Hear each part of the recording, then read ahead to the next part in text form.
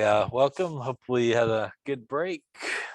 Too short, I know. So we are kind of in the middle to end-ish here of chapter 5, which again is going to be the last chapter, which will be on our exam, which obviously, as we talked about before spring break, has been moved to next Thursday, not this coming Thursday, obviously a week from Thursday. And it will cover through chapter 5. So we'll hopefully knock out the last part here today.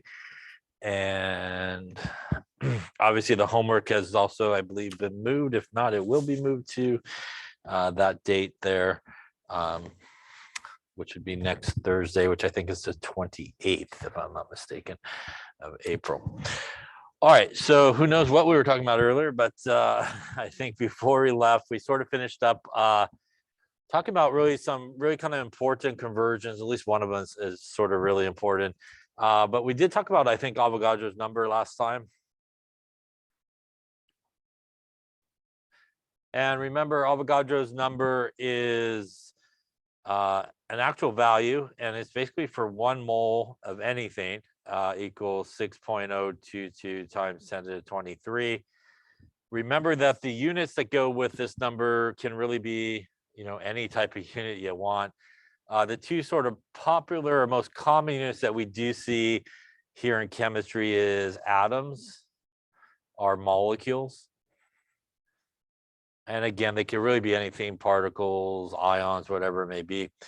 And we really do use this as a conversion factor to go from, obviously, if you have moles and you want either atoms or molecules, you would go up on top here and multiply by Avogadro's number. The moles would cancel, and that would give you atoms, or again, molecules if you're dealing with molecules. And obviously, vice versa there, if you had atoms or molecules, you would actually divide by Avogadro's number.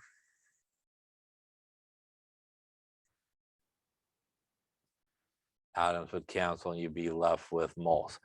So remember that we really only want to use Avogadro's number when we are asked about moles or atoms or something like that, or we're asked to sort of give the answer and atoms or molecules. Also remember that this is the abbreviation for mole, not molecules. So that's the MOL, mole abbreviation. Again, if there's really no mention of either of those things, you shouldn't use Avogadro's number. So, 1 mole of iron would have 6.022 times 10 to the 23 atoms of iron. 1 mole of water would have 6.022 times 10 to the 23 molecules of water. Here we use, again, molecules because water is a molecule. Here we use atoms when we're just kind of talking about one element by itself. So that was sort of one conversion that we talked about. The other really kind of, I would say, almost more important conversion that we talked about was known as molar mass. Molar mass has units of grams per mole. The number always stays with the grams part, and it's always 1 mole when you calculate the molar mass. If you need to calculate the molar mass, even if it's in an equation or anything like that, you just take the actual formula by itself. You go to the periodic table and you look underneath the symbols, and we basically can pull the number that we see underneath it as the molar mass, for example, for carbon, which would be 12.01 grams per mole. This is our really conversion factor that we use to go from grams to moles. So if we had grams and wanted moles, we would actually divide by the molar mass. The grams would cancel and we would end up with moles. And vice versa, if we had moles and wanted grams, we would multiply by the molar mass, where the moles there would cancel and you'll be left with grams.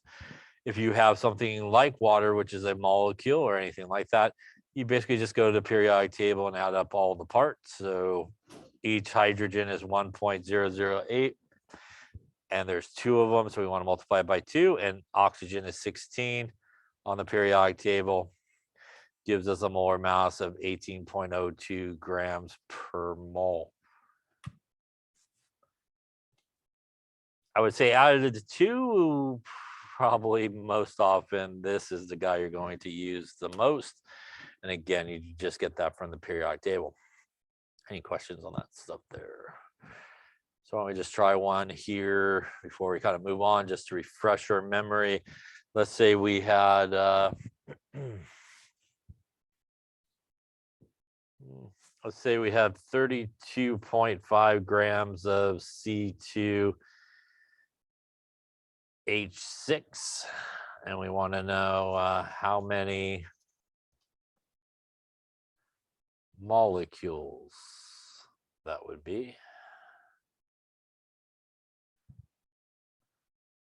All right, so take a couple moments and give that a try. Again, if you don't have a periodic table, this is what you would find if you looked on it. All right, so see what you come up with. Okay, let's take a look, see how we're doing. So a couple keywords, right? We do see we are looking for molecules, which tells us we do need to pretty much use Avogadro's number along the way. Obviously, Avogadro's number is equal to 1 mole, which means the other thing that we have, we need to get 2 moles. So sort of our pathway here is to go grams to moles, and from moles to molecules. Obviously, as we just talked about, it is the molar mass that allows us to do the first one from the periodic table. And it is Avogadro's number there on the back end that allows us to do the second part of the conversion. So we do need to get the molar mass from the periodic table here of our C2H6. Again, we're just going to go to the periodic table basically and add up all of the parts. So 2 times the molar mass from carbon that we find on the periodic table, which is 12.01, plus 6 times the molar mass of hydrogen that we find there on the periodic table. And 2 times 12.01 plus 6 times 1.008. Looks like we get something like 3007. And again, that's grams per mole. And again, number stays with the grams, 1 mole. So that's the first part of our calculation here. We're going to take 32.5 grams.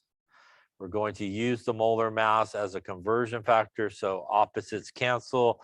That means we do want to put the grams there on the bottom.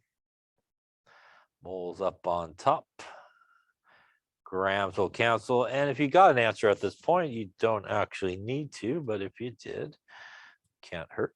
30.07. Looks like you end up with like 1.0.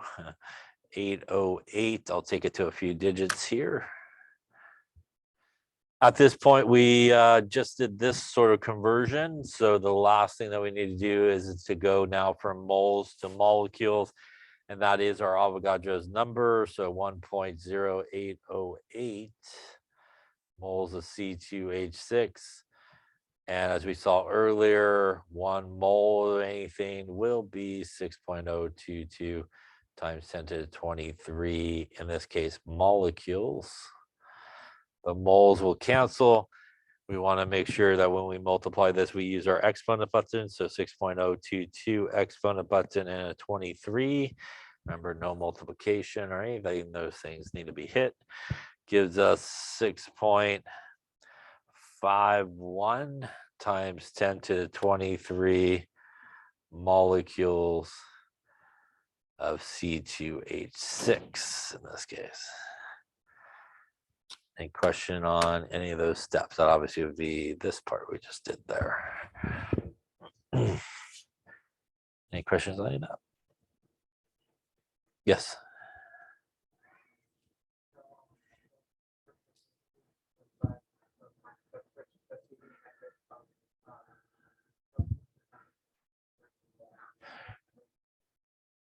Yeah, so that's what the first step was. We kind of need to convert it to moles because we need to use Avogadro's number at the end. And basically Avogadro's number is 1 mole is 6.022 times 10 to the 23. Molecules are atoms. So obviously we need to get it into that unit so everything cancels out correctly. So that's why we have to do that first step. Other questions? Okay, so before we kind of move on from this, one little sort of variation on this type of problem that you sometimes are given. Sometimes you're asked maybe how many moles, how many atoms, maybe not the entire thing, but maybe just one of the elements or something that may be involved in the formula. So if we had a problem like, go this way maybe. So if we had something like how many atoms of hydrogen are there in 45 grams of CH4? So if we look at this problem, we do see some similar sort of words. We do see atoms, which does tell us at some point Avogadro's number needs to be involved. But here we're not interested in the entire thing. We're actually just interested in the hydrogen part of it. And we do need some type of relationship that allows us to go from the whole thing to just the hydrogen. And we could actually use the formula to help us do that.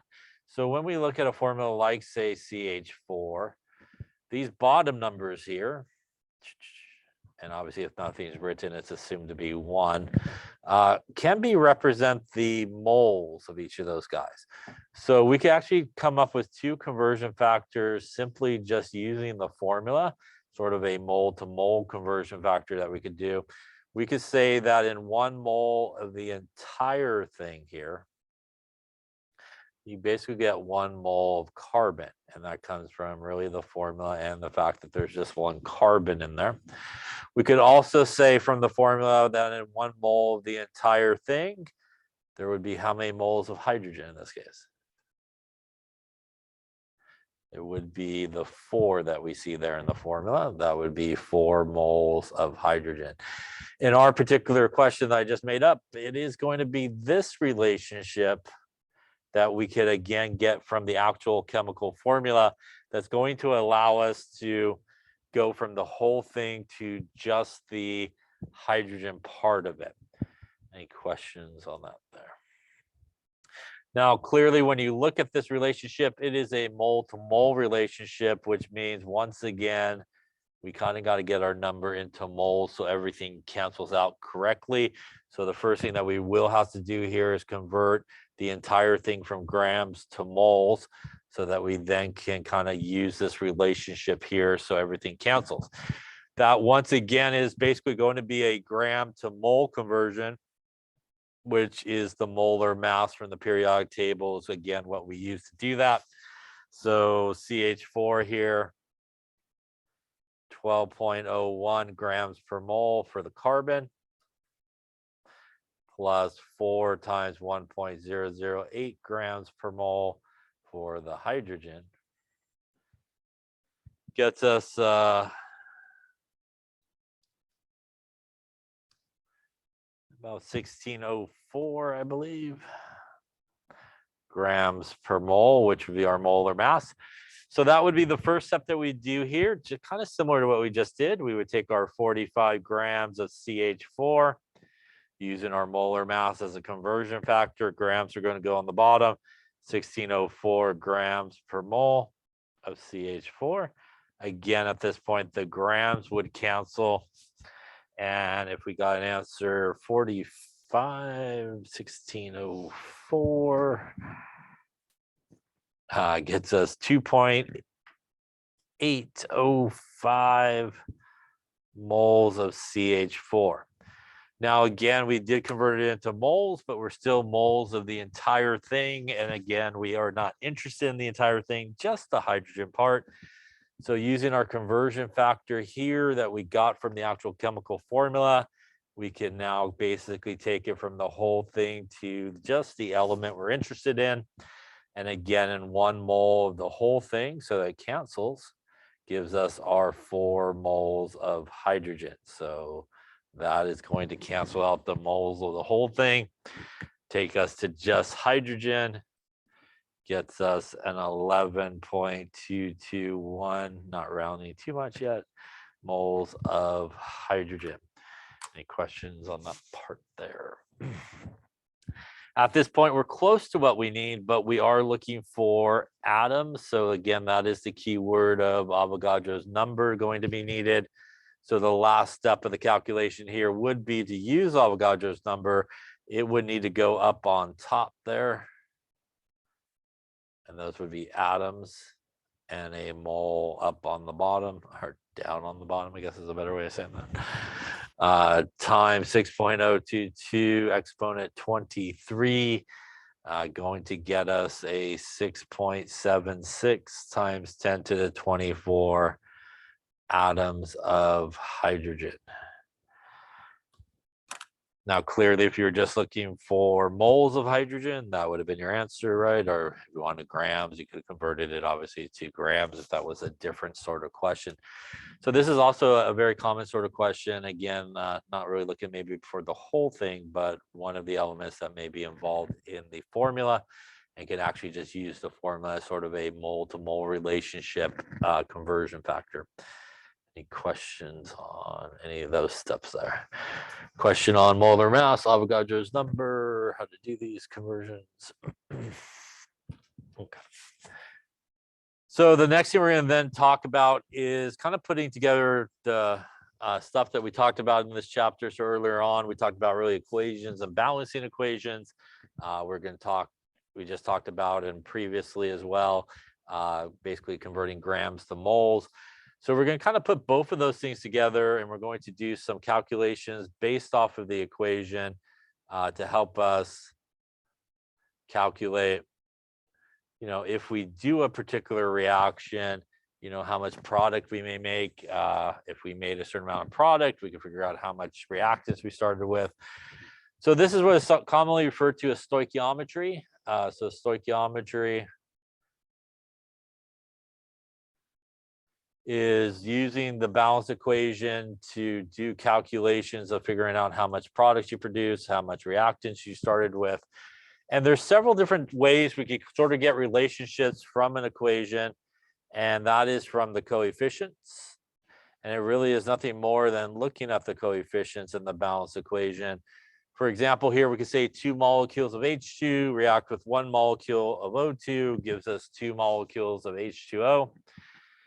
The actual sort of stoichiometry relationship that we use most often is really a mole-to-mole relationship, and that also just comes straight from the coefficients. We could say there are 2 moles of H2 react with 1 mole of O2, gives us 2 moles of H2O. Conservation of mass, if we started with about 36 grams of reactants, we should end up with about 36 grams of reactants. And that is based on the idea here that we have 2 hydrogens on the left, and we should still have 2 hydrogens or 4 hydrogens on the right and left, and 2 oxygens on the left and 2 oxygens on the right here. Remember that in a chemical reaction, the only thing that happens is all the bonds break and everybody reassembles on the other side. We don't lose any elements along the way. So, a hydrogen on the left is 1.008, a hydrogen on the right is 1.008. So the molar mass of everybody that we got going on should be the same on both sides when you add it all together. So let's take a look at sort of stoichiometry here. And it does allow us to ask, all these type of questions, like if we threw into this particular reaction a certain amount of reactants, how much product should we yield? That is sometimes referred to as the theoretical yield. And we could also go backwards as well. If we know how much products, we can figure out how much reactants. We actually don't even need to cross over the arrow to do the stoichiometry calculation. If we have 2 reactants and we know how much of one of them we start with, we can figure out how much of the other one we need to put in there. And same thing on the product side. If there's 2 products being formed, and we can figure out how much one product was formed, we could do stoichiometry and figure out how much of the other product is formed. So when we talk about sort of stoichiometry problems and relationships, you can, in terms of a balanced equation, you could do a relationship on the same side if you had 2 things.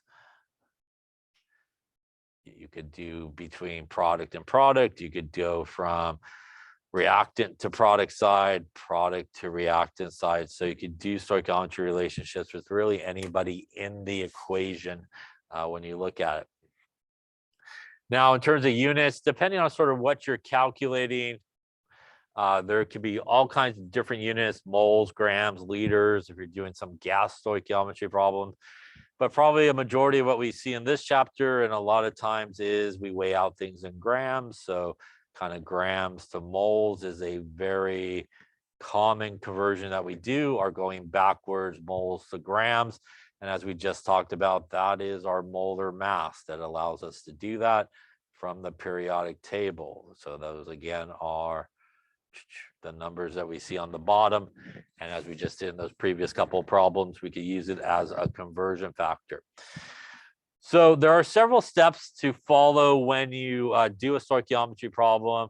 And for basic stoichiometry problems, you can pretty much whittle it down to 4 basic steps that you should follow, and you probably won't get lost. This one has a few more than 4 steps, but you could have a problem where they give you everything in words, like they tell you in words, everything that's reacting. So if you are given a problem like that, you want to make sure you obviously start with the right formulas and get to the equation. That would be your unbalanced equation, really, if you do that. I would say a lot of times this step is sort of skipped because a lot of times you're just given the equation that's there. So a lot of times you really do start with this step here, which is you want to always 100% of the time make sure that your equation is balanced. So if you're given an equation and there are numbers in the equation, probably a good chance it's balanced. You may want to take a look at it just to make sure. But if you're given an equation, there are no coefficients written, you should definitely take a hard look at it and make sure that it is balanced. Once you do that, typically in stoichiometry problems, the next thing you do is pretty much convert whatever they gave you into moles. So basically the next thing that you want to do is take it to moles. A lot of times that information is in grams, so you use the molar mass to get the moles, but it could really be any unit. It could be like pounds or something like that. So maybe it requires a few conversions to get there.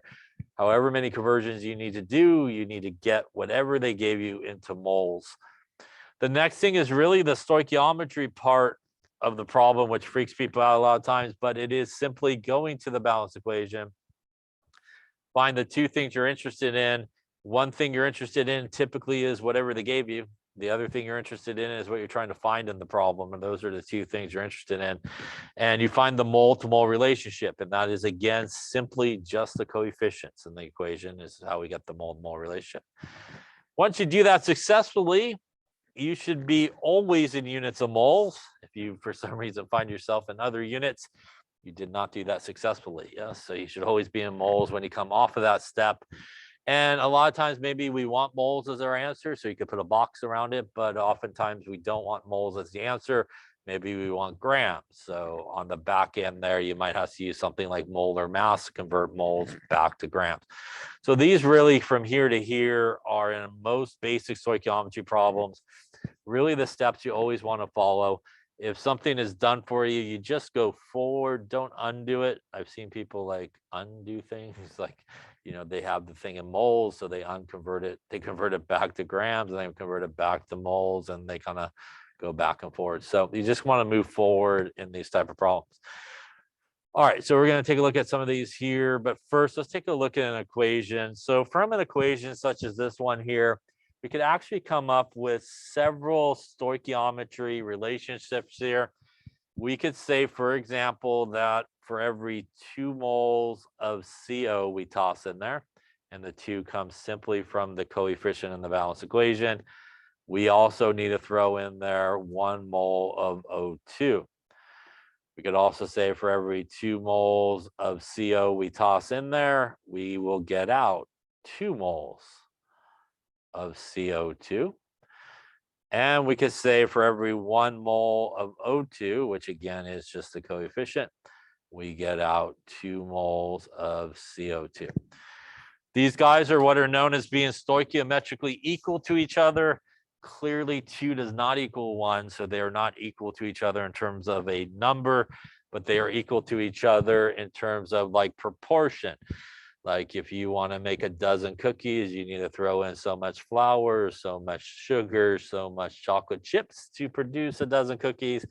this is what we're saying here. And proportion wise, you need to toss that many moles of each of these guys in there to produce a certain amount of product.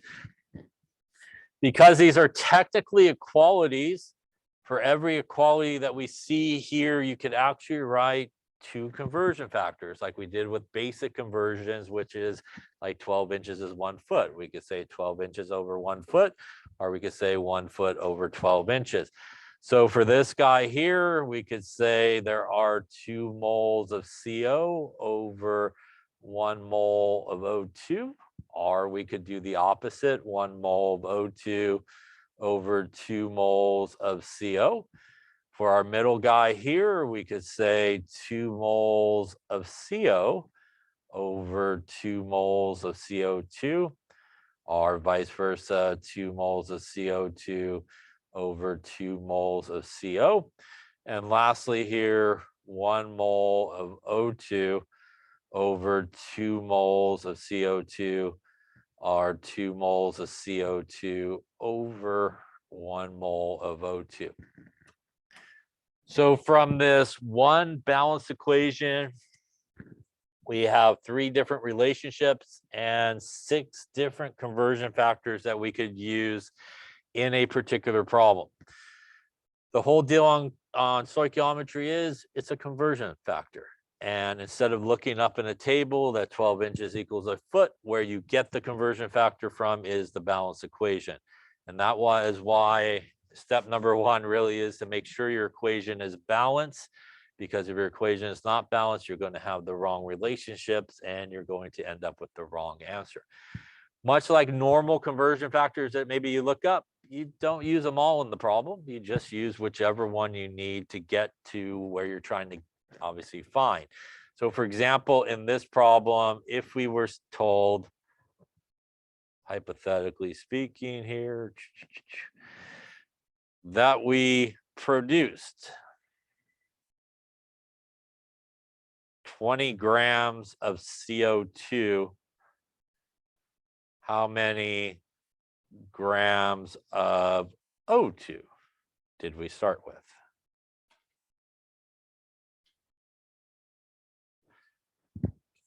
So if we were going to do this problem here, we would follow those same 4 basic steps, which is step number 1, balance the equation, which it is obviously done for us here. Step number 2 is to take whatever they gave us and convert to moles. Do I need to do that in this case? What is the only number they gave us? 20 grams of CO2. That means that I do need to convert it into moles, and that would be really what I would want to do second. In order to do that, since it is in grams, I need the molar mass of CO2. And if you go to the periodic table and add up 12.01 plus 32 for the 2 carbons, you get 4401 as the molar mass there for CO2. 12.01 plus 2 times 16 for the carbon, the oxygens, gives you 4401 grams per mole. That is what I would do in my second step here, which is to take the 20 grams of CO2, using that as a conversion factor, 4401 grams per mole. Grams will cancel. And if I grab the actual calculator here, try that, there we go. 20 divided by 4401 gives us something like 0.4544, I'll take it to a few digits, moles of CO2. So these are the first 2 basic steps that pretty much you do in every stoichiometry problem, no matter how difficult or how easy it may be. These are pretty much your steps. Any questions so far? Now comes the big stoichiometry part of the problem. And in this particular case, we want to find the 2 things we're interested in. So in this case, we are given CO2, which is over here. And we are looking for how much O2, which is right here. Going to this equation, we could find the mole to mole relationship, which we already wrote, which is this guy right here. For every 1 mole of O2, which again is just the coefficient, we get 2 moles of CO2. That basically gave us 2 conversion factors that we could use. So at this point, we are starting with moles of CO2, and we want to go to O2. Should I use the conversion factor on the left or the one on the right? Opposites cancel. So CO2 is up on top, so CO2 should be on the bottom, which would be the guy here on the left. So although there's 6 different conversion factors I could use in this equation, I just need that one to help me out here. And I'm going to do this, and this is the big stoichiometry move right here. It is 2 moles of CO2. Give me 1 mole of O2. That is what's going to allow us to go from what they gave us, which is really not what we're interested in, to what we want by using the actual balance equation.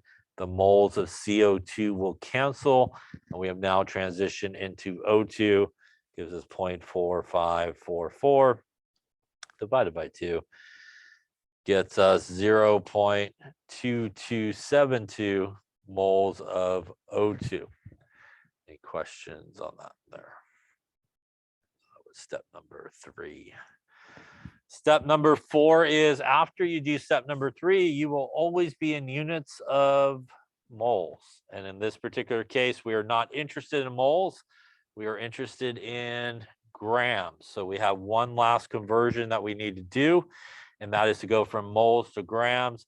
And we do need to use the molar mass.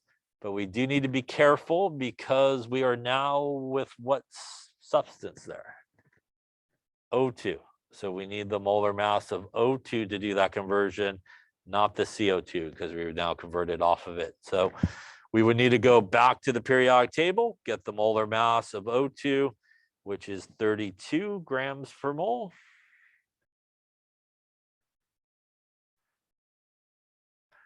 We'll use our, whoops, those are moles. Should write the right unit there. Sorry about that. Try that again.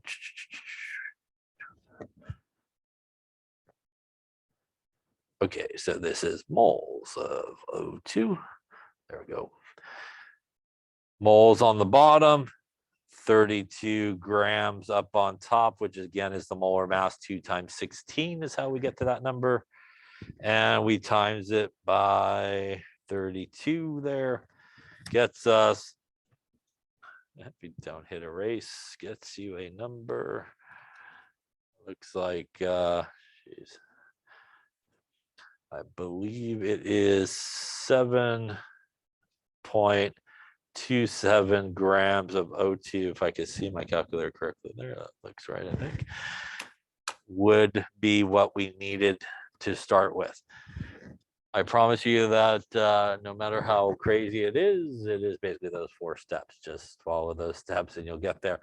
Could you do it all in one big calculation? You absolutely could. You could just put all the steps together and knock it out in one calculation. You don't have to necessarily get an answer after each step, but sometimes it's helpful to see each step so you don't miss anything along the way.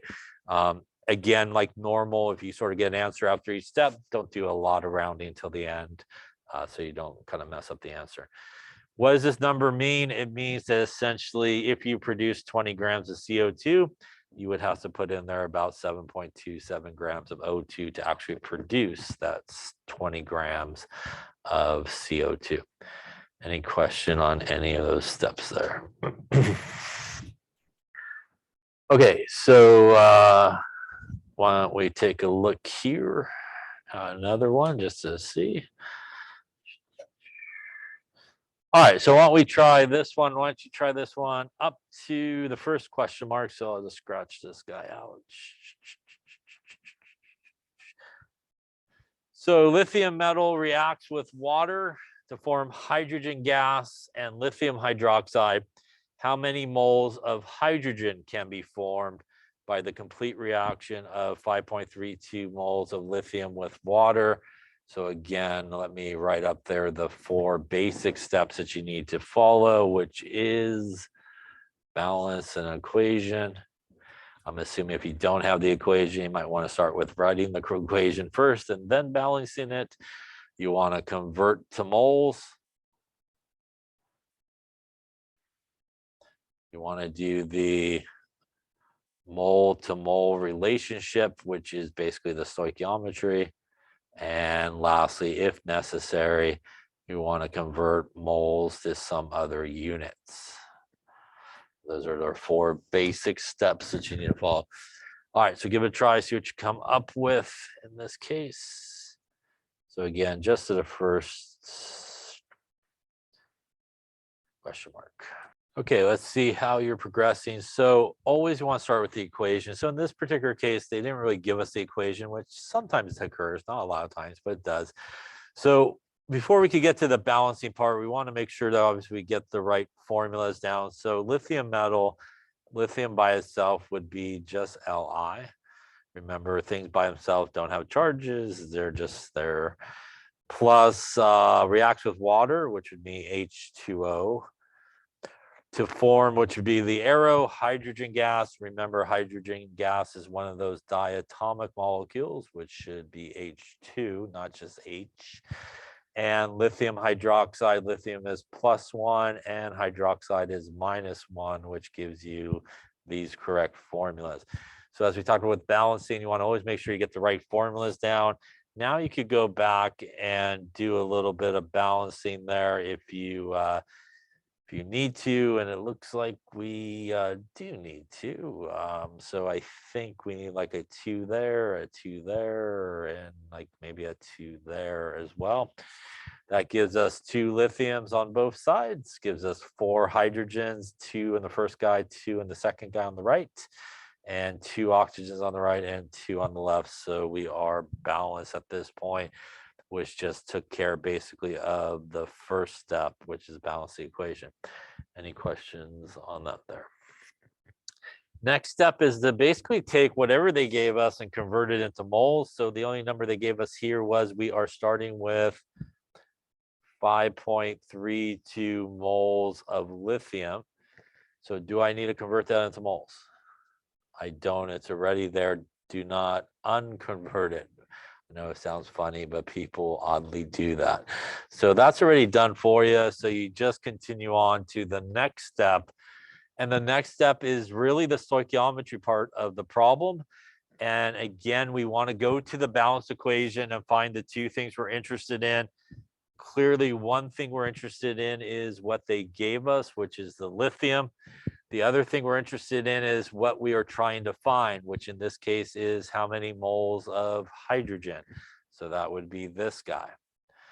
And from that balanced equation, we could get the stoichiometry relationship, which basically is for every 2 moles of lithium you toss in there, you get 1 mole of H2, which again could give us 2 conversion factors we could use.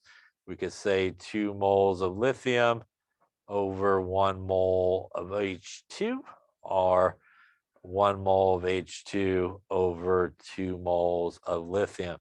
Again, here we're not going to use both of them. We're just going to use the one that we need. And the one we need is on the left or the right here.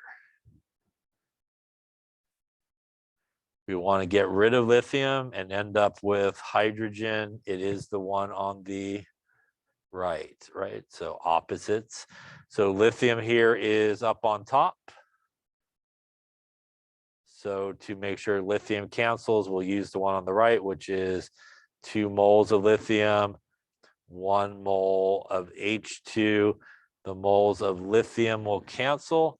And what we will end up with is 5.32 divided by 2 gives us a 2.66 moles of H2 right there. That little move right there is the big stoichiometry move of the day.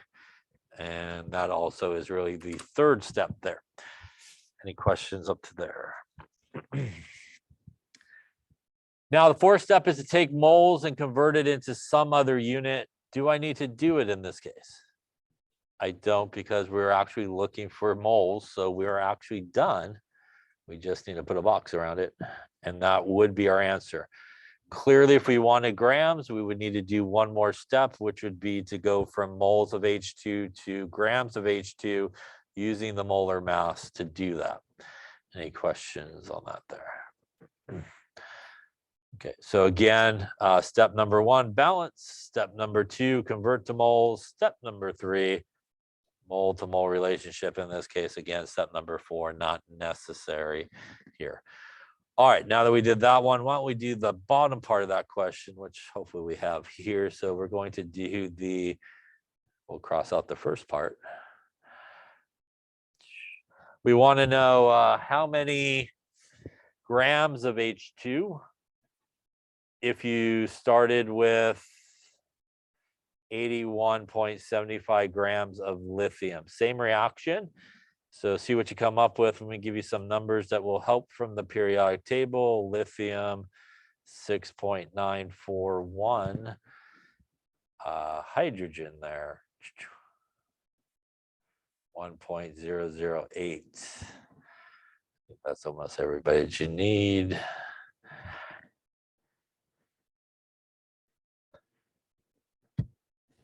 All right, see what you come up with. We're looking for grams in this case of H2, same reaction, starting with 81.75 grams of lithium. Again, follow those same 4 steps. Balance the equation, convert to moles, mole to mole relationship, and moles to some other unit.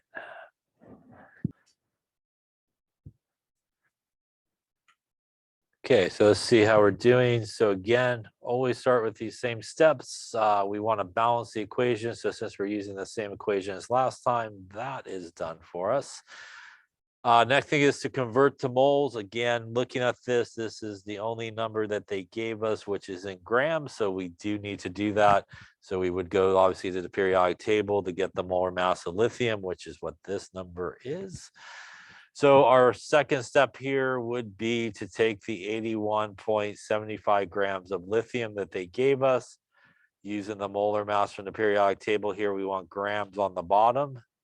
So number goes with the grams, and it is always 1 mole when you're doing molar mass. Grams here of lithium will cancel, and that would get us 81.75 divided by 6.941.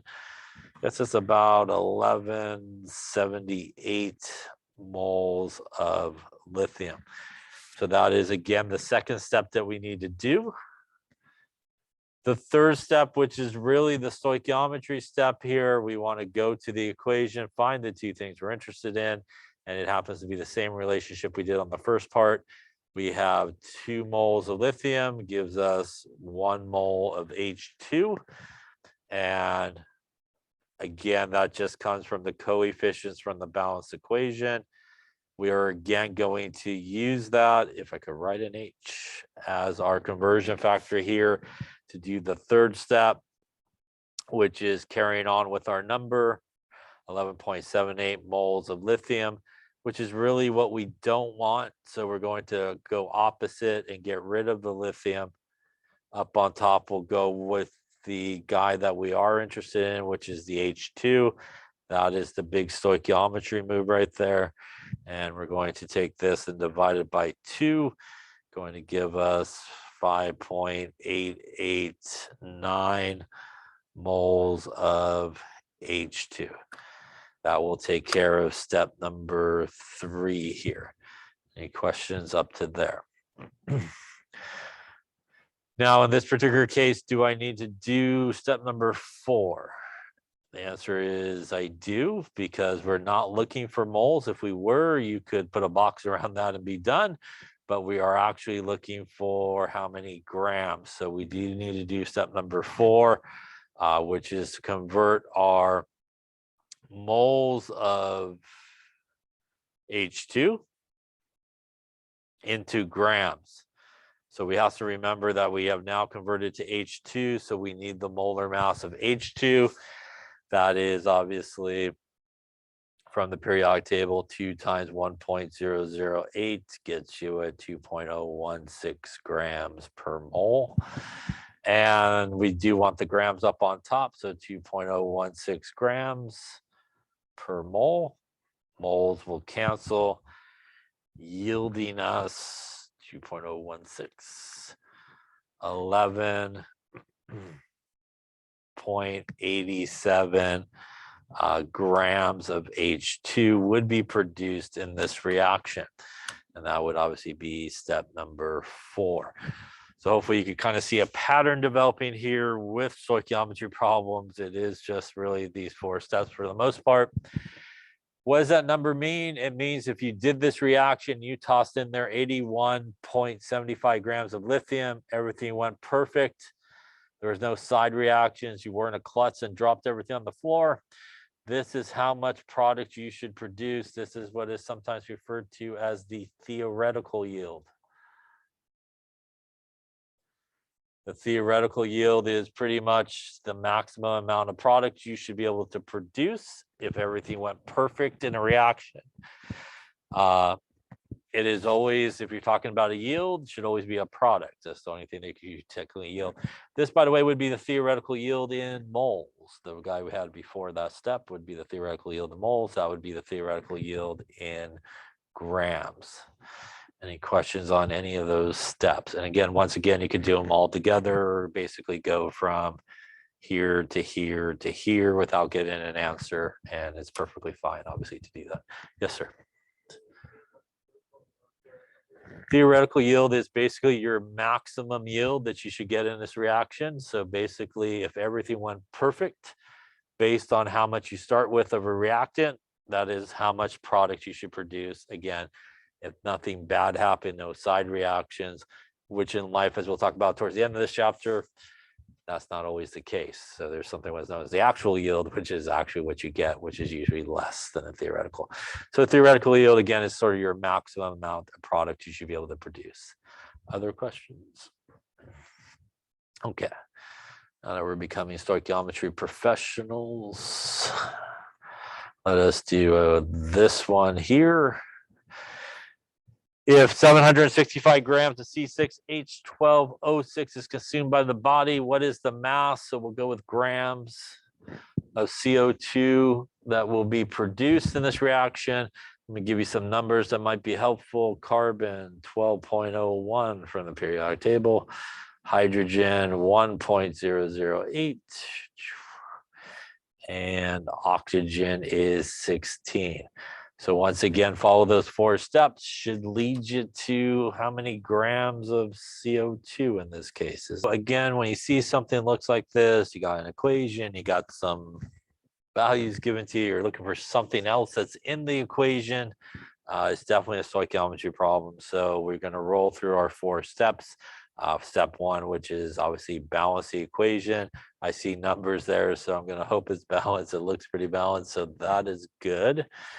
Obviously, we will then roll to our second one, which is convert to moles.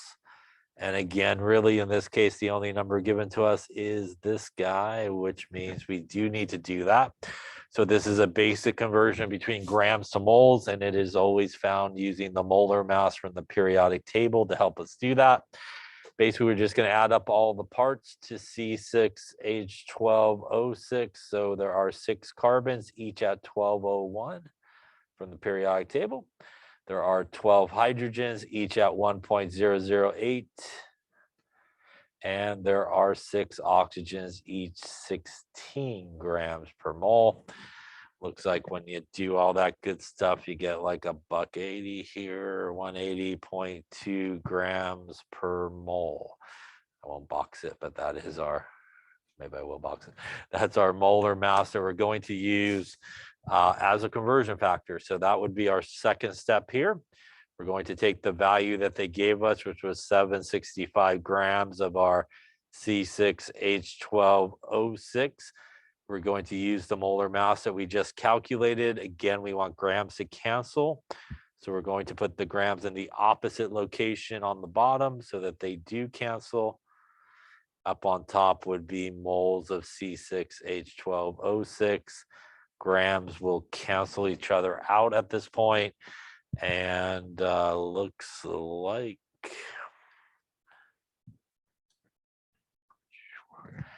we end up with 4.245 moles of C6H12O6. Any questions up to there?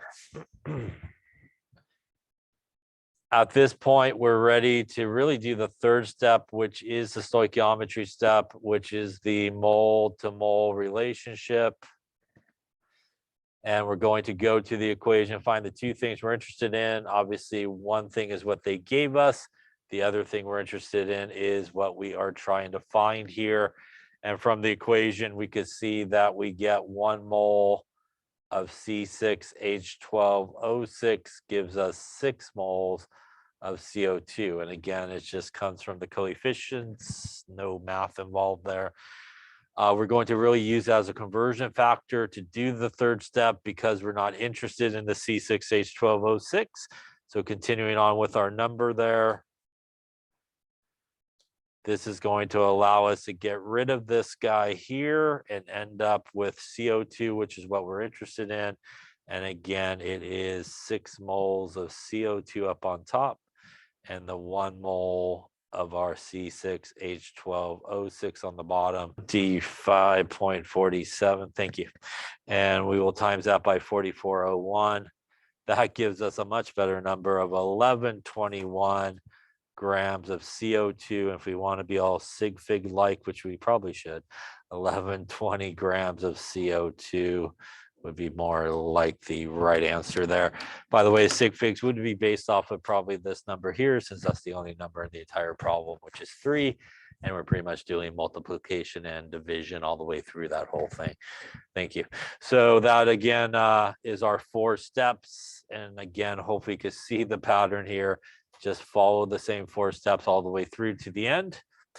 And again, if something's done for you, just go forward and it should put you hopefully on the correct path to the right answer. This again would be a theoretical yield here. Any questions on basic stoichiometry problems? Okay, we will lay it up there obviously for today.